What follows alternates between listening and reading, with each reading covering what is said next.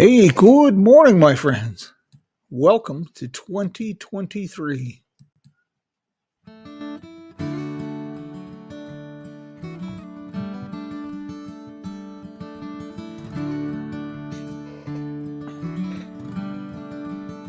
Say hello to a new friend on an old road.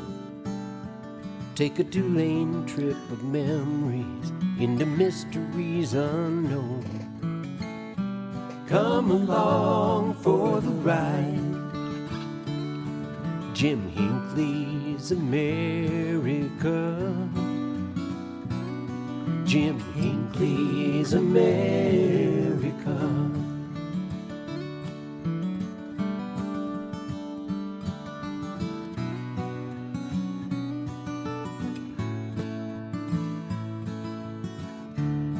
A little bit of music from Joe and Woody and the boys of the road crew. Always sets me to thinking about road trips.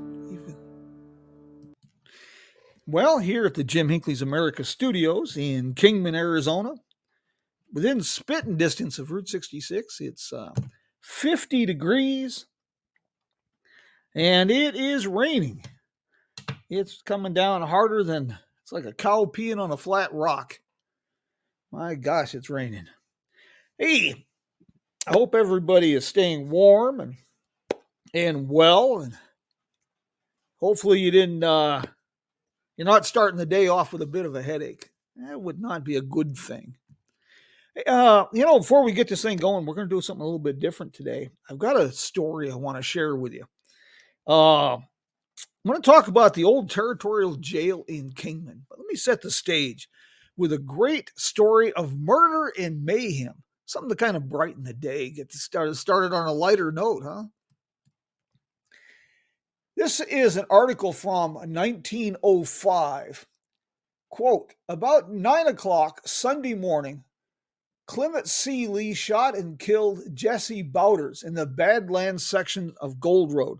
Now, Gold Road is now a ghost town along Route 66 in the Black Mountains of western Arizona.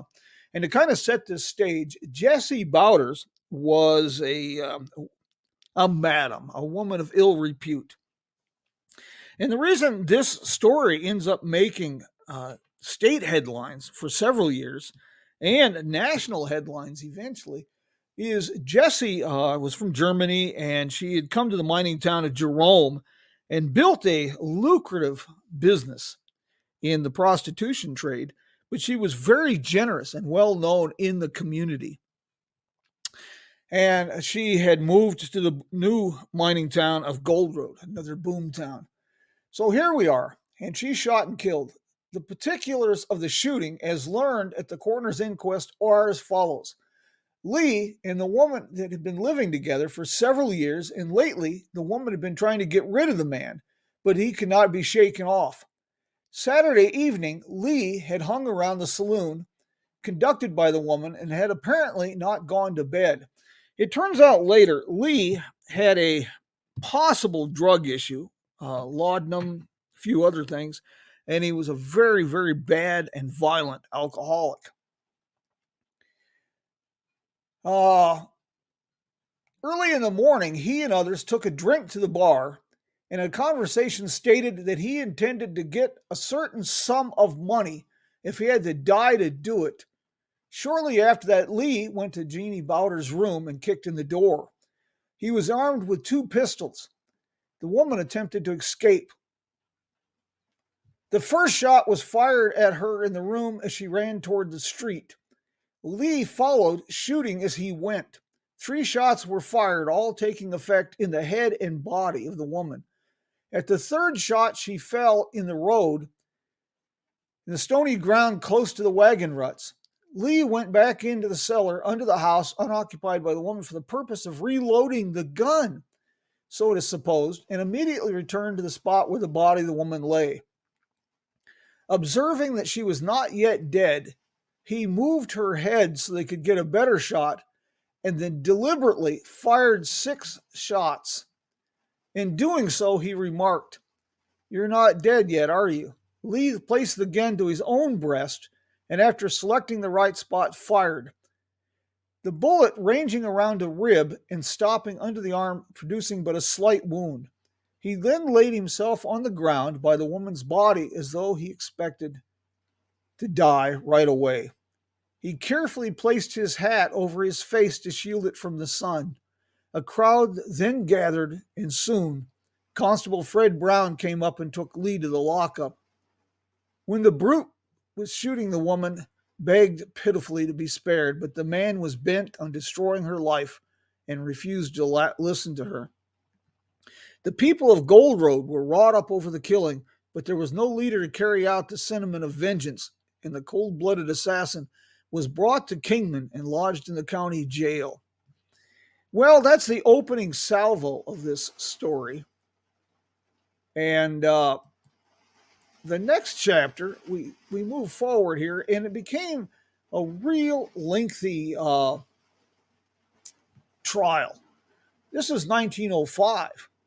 1907, January, the temporary insanity plea of C.C. Lee when he murdered Jeannie Bowders in Mohave County had been filed with Governor Kibbe. Attorney Leroy Anderson will appear before the governor next Monday in an effort to establish Lee's insanity and secure for him a sentence of life imprisonment instead of hanging. He was given a reprieve of 35 days by the governor. The appeals went all the way to the governor.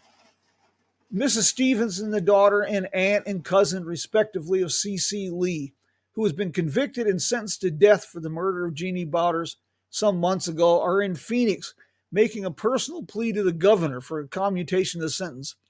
They didn't stop there. They went all the way to the President of the United States, trying to secure a lighter sentence. Well, it turns out it didn't work.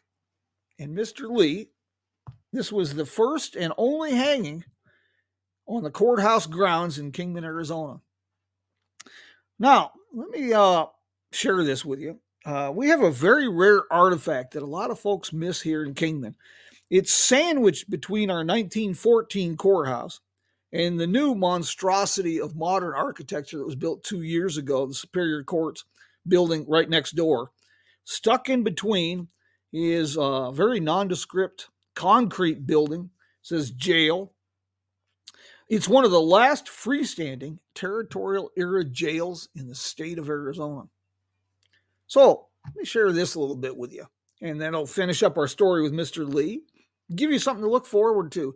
Look for the next time you're traveling Route 66. Kind of a landmark. Built between 1909 and 1910, the old Mohave County Jail is a rare, tangible link to the closing years of the territorial era in Arizona. It remained in use until 1965, when a new jail in the courthouse basement was completed. Currently, the building is being used for storage, but last week I learned that the jail is going to be given to the museum. They're going to clean it up and start allowing its use for tours. This is pretty exciting. I'll tell you another reason why. The Pauley Jail Building Company of Missouri, they were awarded the construction contract for the jail cells. As an interesting footnote, the company was established in 1856.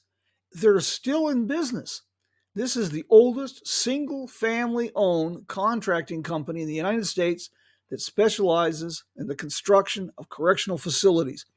Now, how's that for a tidbit? Like my pa always said, better to fill the head with useless knowledge than no knowledge at all.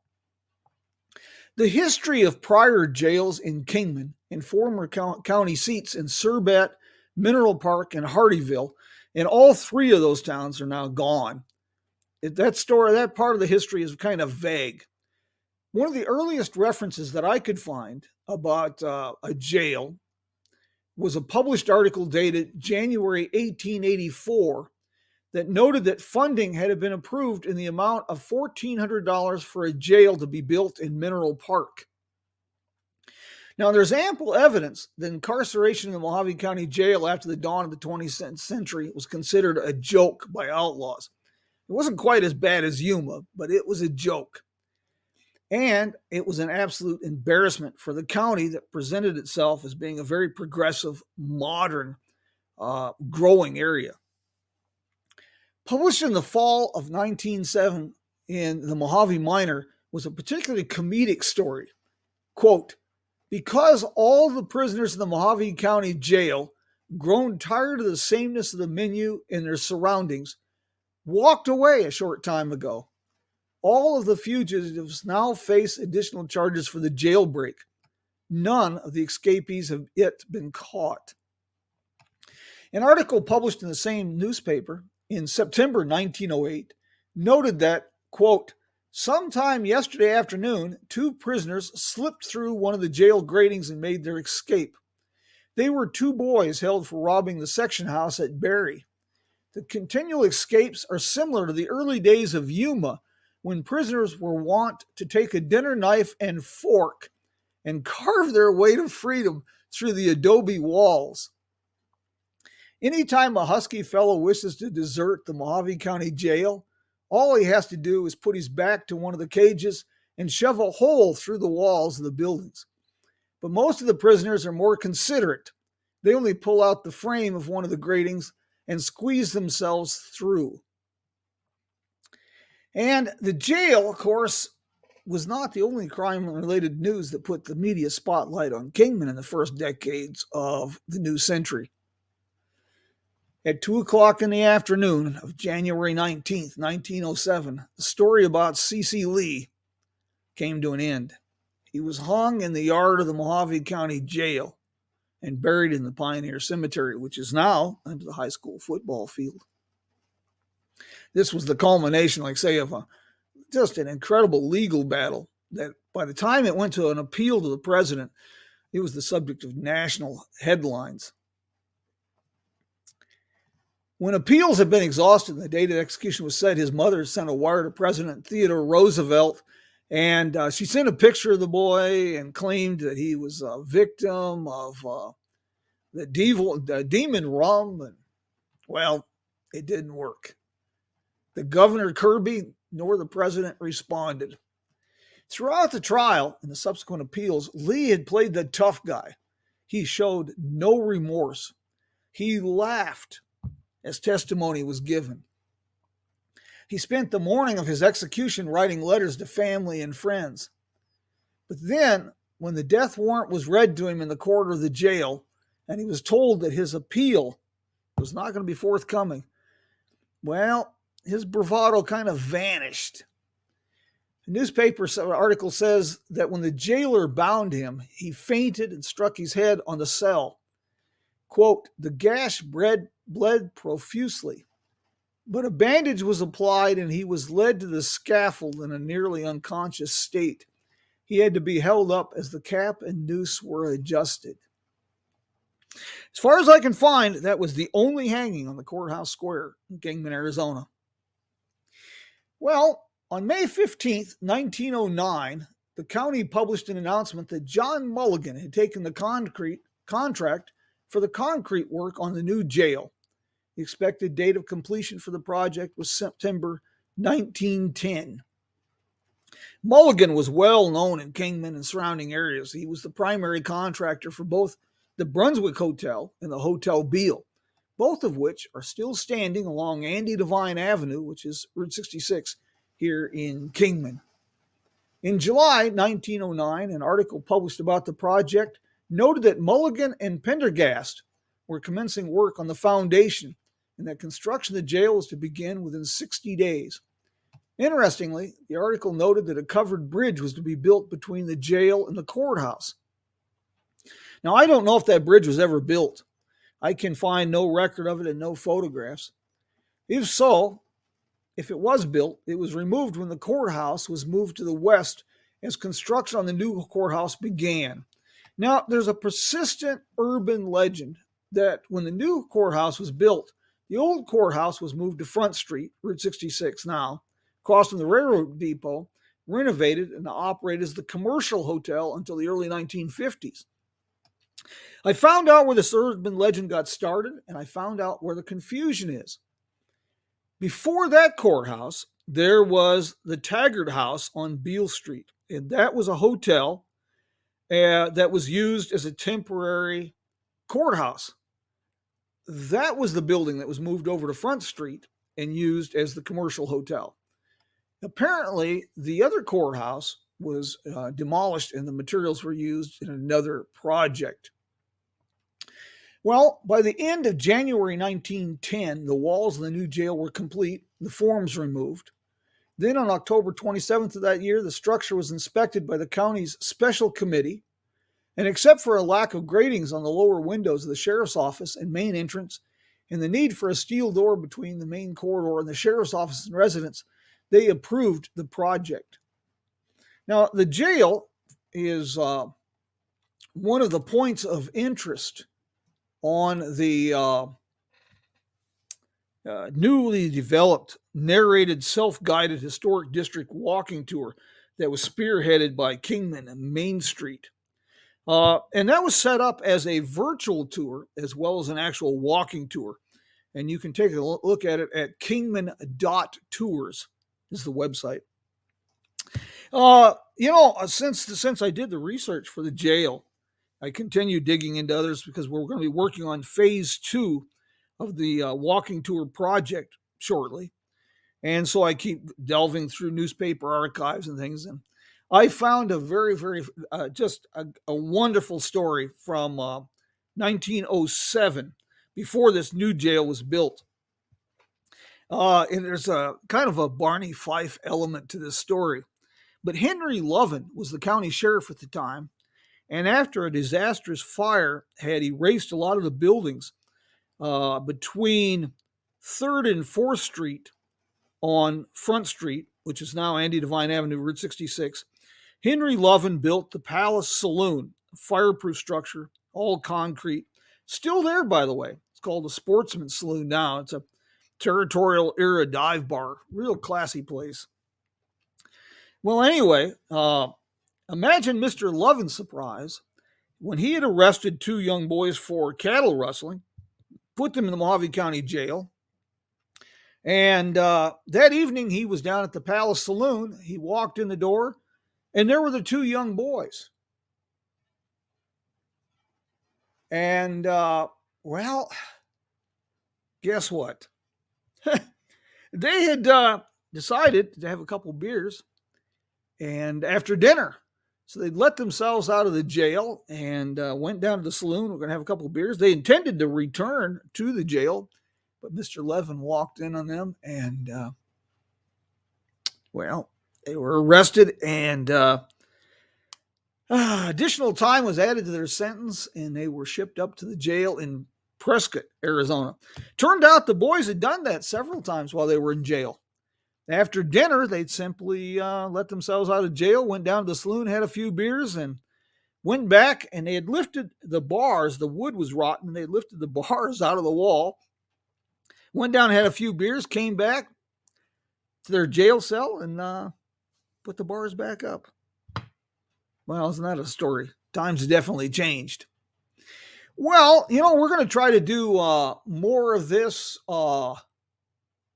in future programs. And we'd like to hear some of your stories, but what we're going to be doing is sharing some snapshots of frontier eras. And on future programs, we will have this all set up for call-ins. This morning, I've only got it set for messages. You can type in your questions, and I'll try to answer them here.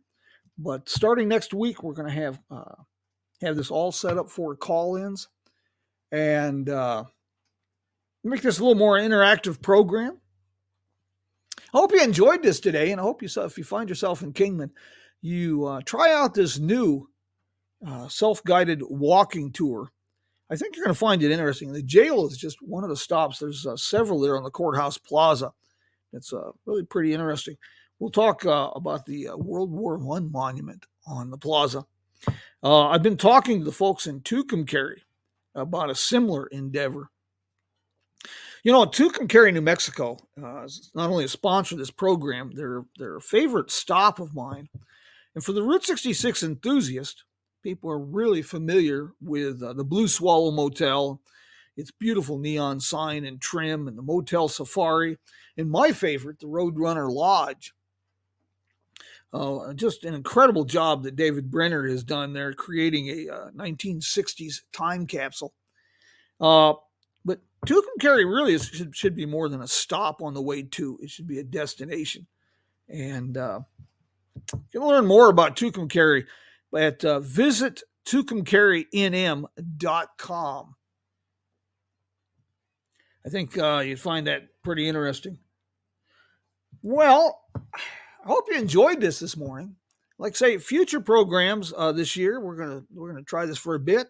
We're gonna delve into some old newspaper stories and add a little window into the past, if you will. And at the same time, we'll inspire some road trips, like road trip to Kingman, Arizona. Can always take the train. My friends, do you have any questions? Anything I can answer for you? Glad to see everyone here this morning. Mr. Nolan, I hope things back in the Carolinas are good. Miss Maggie from East Lansing. Keith, I won't ask how the weather is where you're at. I got a pretty good idea.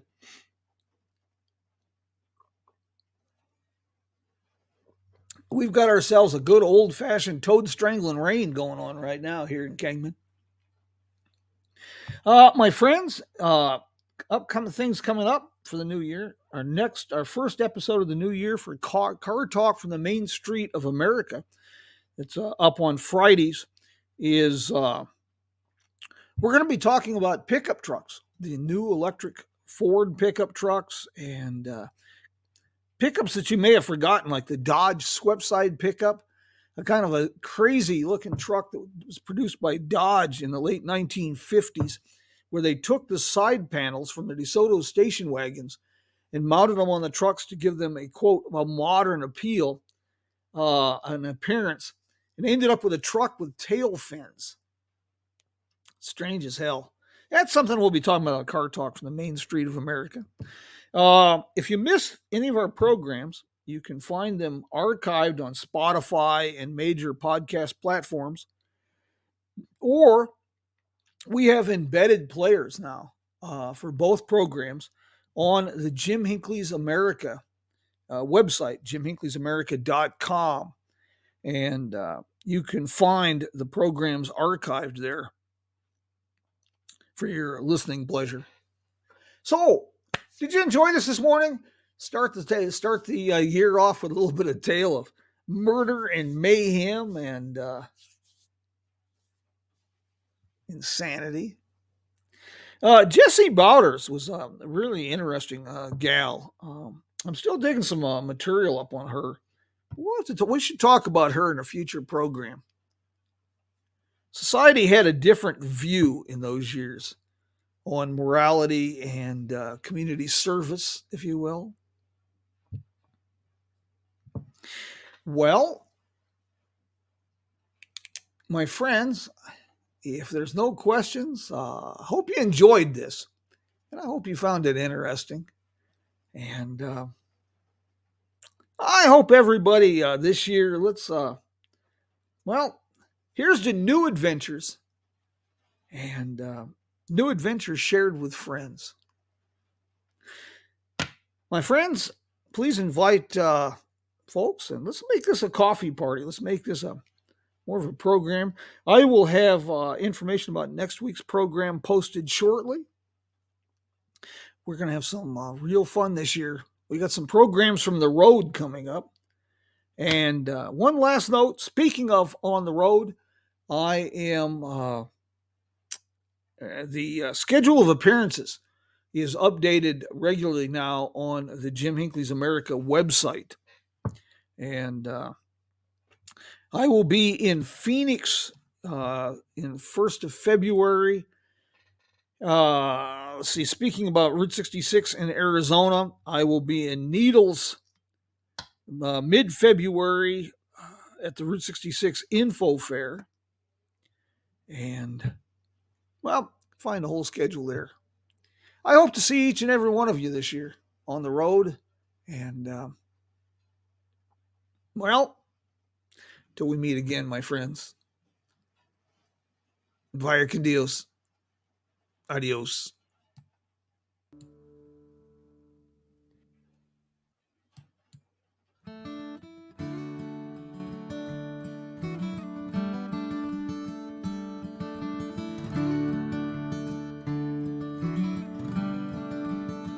Say hello to a new friend on an old road.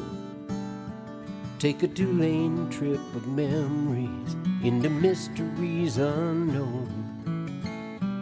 Come along for the ride. Jim Hinckley's America. Jim Hinckley's America.